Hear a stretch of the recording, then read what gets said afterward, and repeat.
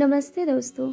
आज के वीडियो में हम जानेंगे कि आखिर कलयुग में श्राप क्यों नहीं लगता, क्या है इसके पीछे का कारण। आइए जानते हैं इसके बारे में विस्तार पूर्वक। हमने अपने धार्मिक शास्त्रों में बहुत सी कथाएं पढ़ी या सुनी हैं जब श्राप या वरदान दिए गए और ये सत्य भी हुए। आखिर ऐसा किस शक्ति के द्वारा किया गया? क्या है वह शक्ति? क्या आज भी संसार में है? अगर है तो कहाँ है? क्या यह शक्ति किसी भी इंसान के अंदर हो सकती है? यह तो हम सब जानते हैं कि जो कुछ होता है ईश्वर की मर्जी से होता है। हमारा धर्म हमें बताता है कि हम जब भी साधना, पूजा या अपने ईश्वर को याद करें तो संकल्प जरूर करें। संकल्प लिए बिना कोई भी पूजा पूर्ण नहीं मानी जाती। आखिर क्या है ऐसा संकल्प? संकल्प में वह शक्ति है जो इस पूरे संसार को ईश्वर के साथ जोड़ती है। संकल्प ही तो है जिसे किसी भी इंसान को श्राप या वरदान दिया जाता है।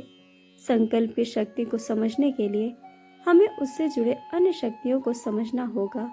संकल्प से आज जुड़ी हुई सबसे पहली शक्ति है वाक शक्ति।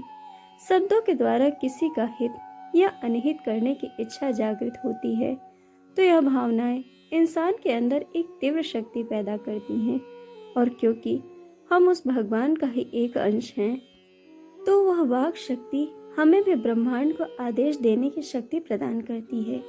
इसी वाक शक्ति से दूसरी शक्ति पैदा होती है, वह है मानसिक शक्ति।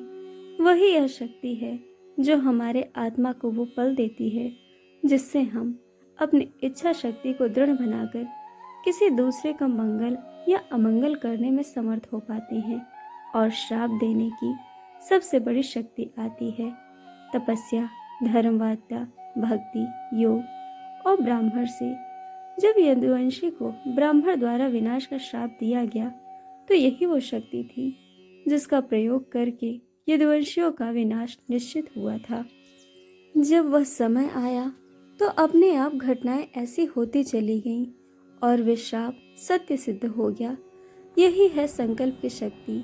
जब हम सत्य, निष्ठा, वाक शुद्धि से कोई संकल्प लेते हैं तो समस्त सृष्टि उसे सत्य सनातन भगवान के तुल्य मानती है। इसीलिए अब से जब भी पूजा करें संकल्प लेकर करें, फिर उस भक्ति का प्रभाव देखिए। अब हम जानते हैं कि संकल्प के लिए क्या जरूरी है। संकल्प करने से पहले आचमन बहुत आवश्यक है। मन का शुद्धिकरण अति आवश्यक है। हमारा अंतःकरण बहुत से विकारों से युक्त है। उन विकारों को अपने से दूर कर पाना बहुत कठिन है। यही काम आती है मन की एकाग्रता से, जो भगवान में हमें अपना मन स्थिर करने की शक्ति प्रदान करती है ताकि हमारी वाक शक्ति से ऊर्जा प्रदान हो सके। तब हम जो संकल्प लेते हैं वह सीधा उस सत्य सनातन भगवान के कानों में पहुंच जाता है। आप सभी ने दुर्गा सप्तशती अवश्य पढ़ी होगी। क्या आपको पता है सप्तशती भगवान शिव द्वारा कही गई है और दुर्गा सप्तशती पढ़ने से पहले उसका उत्कीर्तन करना बहुत ही आवश्यक है, अन्यथा उसका संपूर्ण फल नहीं मिलता। दुर्गा सप्तशती का उत्कीर्तन किया जाता है संकल्पों से। दुर्गा सप्तशती पढ़ने से पहले ये संकल्प किया जाता है कि हे माँ, जो कुछ मेरे पास है मैं आपको समर्पित करता हूँ, और फिर मन में धारण करें कि माँ उस समर्पित भेंट को अपने प्रसाद के रूप में आपको दे रही हूँ। और आप बोले, माँ मैं आपके दिए हुए भेंट को ग्रहण करती हूँ। फिर दुर्गा सप्तशती का प्रभाव देखें। पहले हमने माँ जगदम्बा को भेंट किया और फिर प्राप्त किया। यही सबसे बड़ी भेंट है श्राप देने की। जब किसी को श्राप दिया जाता है तो जो श्राप देता है उसकी तपस्या और योग शक्ति और पुण्य का क्षय होता है, क्योंकि इसी शक्ति का प्रयोग करके श्राप को संचालित किया जाता है। यहाँ पर इसी से संबंधित आपको एक छोटी सी कहानी सुनाई जा रही है। जब भगवान श्री कृष्ण ने उत्तरा के गोद में मरे हुए परीक्षित को जीवित किया, जो अश्वत्थामा के ब्रह्मास्त्र से मर चुका था, तब भगवान ने कहा, मैंने खेल कूद में भी कभी भी मिथ्या भाष्य नहीं किया है और युद्ध में कभी भी पीठ नहीं दिखाई।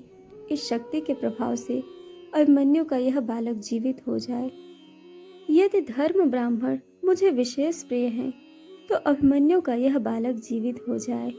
यदि मुझ में सत्य और धर्म की निरंतर स्थिति बनी रहती है, तो अभिमन्यु का यह मरा हुआ बालक जीवित हो जाए। यदि मैंने कंस और केशी के धर्म के अनुसार वध किया है, तो इस सच के प्रभाव से यह बालक पुनः जीवित हो जाए। इसी प्रकार माँ सीता ने हनुमान जी की पूंछ पर लगे हुए आग शीतल करने के लिए श्री राम के प्रति अपने प्रेम की दुहाई दी थी।